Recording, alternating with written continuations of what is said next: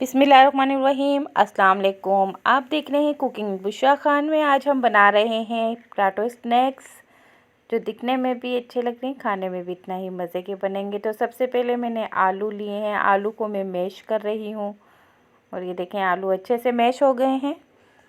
तो अच्छा सा इनको हम मैश कर लेंगे। मैश करने के बाद ये देखें मैं अब चेक कर रही हूँ, ये मैश हो चुके हैं अच्छे से।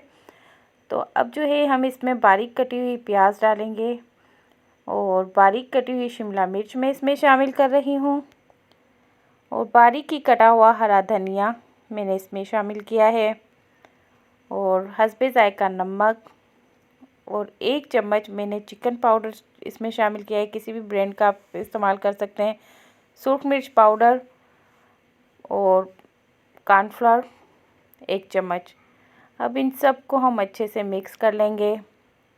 अच्छे से इनको मिक्स कर लेना है।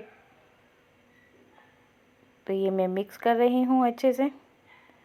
अब मैंने एक रोलिंग बोर्ड लिया है और उस पर मैंने सारा मैटर जो है अच्छे से, अब इसको हाथों की मदद से हम फैला लेंगे। तो बिल्कुल इसी प्रोसेस से करना है।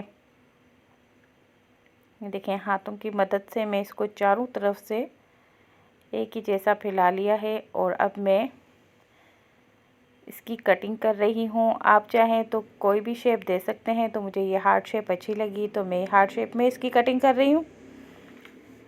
तो एक अंडा मैंने इसमें प्याली में शामिल किया है और अंडे के अंदर मैंने डिप किया है ये।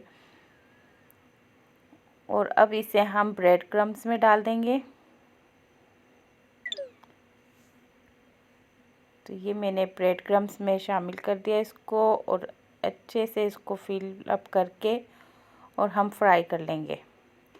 तो इसी तरीके से हमने सारे ये जो बनाए हैं इनको सबको इसी प्रोसेस से कर लेना है और फिर फ्राई कर लेंगे, ठीक है। तो ये देखें अब मैं इसे फ्राई पैन में डाल रही हूँ। ऑयल हमारा गरम है। तो एक एक करके मैं इन सबको इसमें शामिल कर दिया है। अब जो है साइड चेंज कर देते हैं।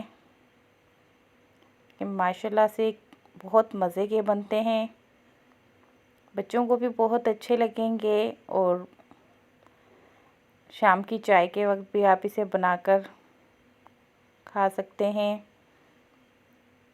तो ये देखें कितने मज़े के माशाल्लाह से तैयार हो रहे हैं। तो चलते हैं इसके फ़ाइनल लुक की तरफ। तो माशाल्लाह से ये देखें हमारी ये रेसिपी तैयार हो गई है।